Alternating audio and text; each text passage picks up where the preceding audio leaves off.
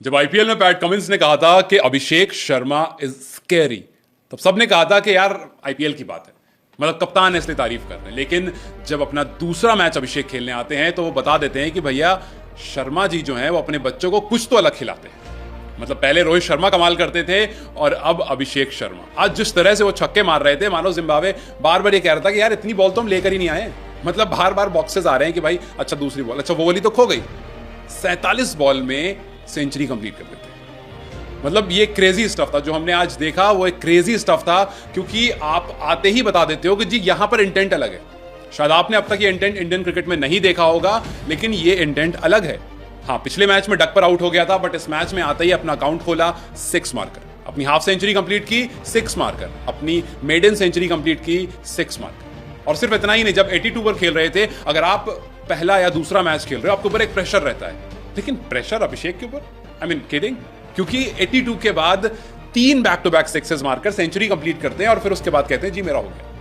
मतलब उससे पहले भी ऐसा नहीं कि रिस्की शॉट नहीं खेल रहा था। हालांकि बहुत लोग कह रहे हैं कि यार कुछ ज्यादा रिस्क है, मतलब इतना रिस्की शॉट आप कैसे खेल सकते हो कि आप आए और हर बॉल पर 6 मारना है आपको। आपने जिस तरह से इंटरनेशनल क्रिकेट में स्टार्ट लिया, आपने बता दिया कि हाँ आपको लगता होगा कि आईपीएल का सिर्फ सितारा है, लेकिन ये हर जगह चलता। पहली 33 बॉल लेते हैं हाफ सेंचुरी कंप्लीट करने में, क्योंकि शुरू में ऐसा लग रहा था कि थोड़ी मुश्किल हो रही है, बॉल रुक करके आ रही है, इस वजह से इत्मीनान से खेल रहे थे, लेकिन ट्राई वहां भी कर रहे थे। लेकिन उसके बाद जब थोड़ा सा पिच पर टिक जाते हैं तब जो उनका बल्ला चलना शुरू होता है वो कुछ और होता है।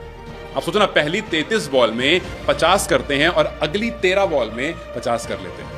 हाँ, मतलब अगर ब्रेक डाउन करो तो युवराज सिंह का रिकॉर्ड ऑलमोस्ट इतना सा क्लोज था, वो 12 बॉल में हाफ सेंचुरी वाला, मतलब 30 बॉल्स में 41। और उसके बाद आप 15 बॉल खेलते हो 30 बॉल के बाद, क्योंकि 45 पर कंप्लीट करी है, तो आप 15 बॉल खेलते हो और उस 15 बॉल में 10 बॉल ऐसी रहती है इस पर आप बाउंड्री लगाते हो। 10 बॉल में 6 छक्के 4 चौके। ये मैं आखिरी 15 बॉल की बात बता रहा हूँ।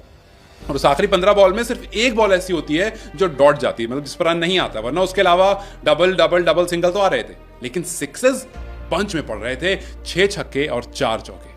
एक क्रेजी शो हमने देखा अभिषेक शर्मा का, और ऐसा लग रहा है कि यार एक शर्मा जी गए और दूसरे शर्मा जी आ गए। एक शर्मा जी जो बॉलर्स को डरा कर रखते थे कि भाई आसपास बॉल दोगे बॉडी के मार दो, और ऐसा लग रहा है कि उसी शर्मा की वो जो सुपरस्टार शर्मा जो गए हैं वो दूसरे सुपरस्टार शर्मा के रूप में लौट गए।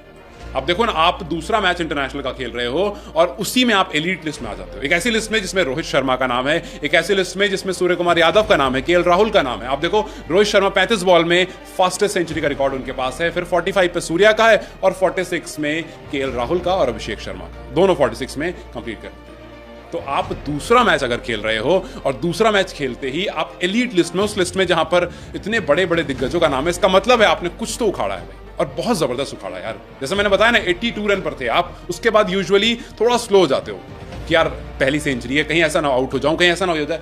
उन्होंने कहा इतना नहीं, 3 बॉल लेनी है बस, 3 बॉल लूंगा, 3 सिक्सेस मारे खत्म। 43, 82 रन, 46, 100 कंप्लीट। इंटेंट एकदम साफ था, इंटेंट एकदम साफ था, और आखिर साफ हो भी क्यों ना, मतलब कहां से आ रहे? युवराज सिंह के पास।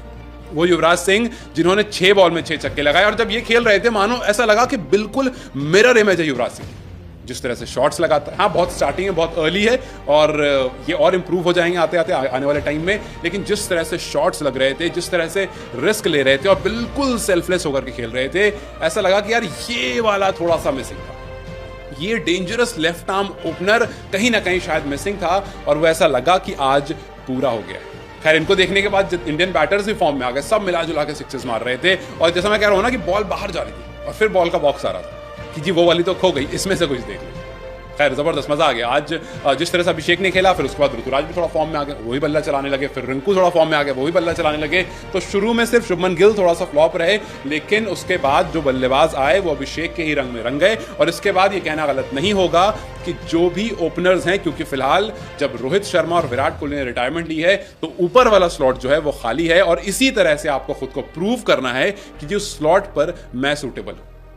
आज यहां इन्होंने प्रूव कर दिया। मुझे याद है एमएस धोनी ने जब 183 किए थे तो उनसे एक बार पूछा गया था कि आपको कब लगा कि आप अब इंडिया में कुछ टाइम तक रह सकते हो। उन्होंने कहा जब मैंने 183 किया था तो मुझे लगा यार अब कम से कम 6-8 महीने 1 साल तो मैं रह सकता हूं, ऐसी इनिंग खेल दी है मैंने।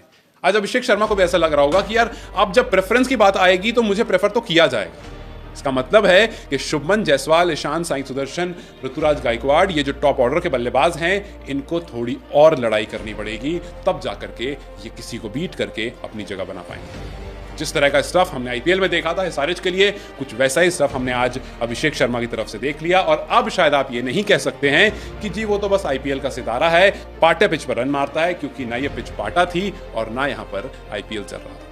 खैर, आपने क्या अभिषेक की इनिंग देखी? कि आपको लगता है कि Abhishek Sharma can be the next big thing for India? अगर आपको ऐसा लगता है तो मुझे कमेंट सेक्शन में जरूर बताएं। वीडियो अगर पसंद आई हो तो इसे लाइक और शेयर जरूर करें।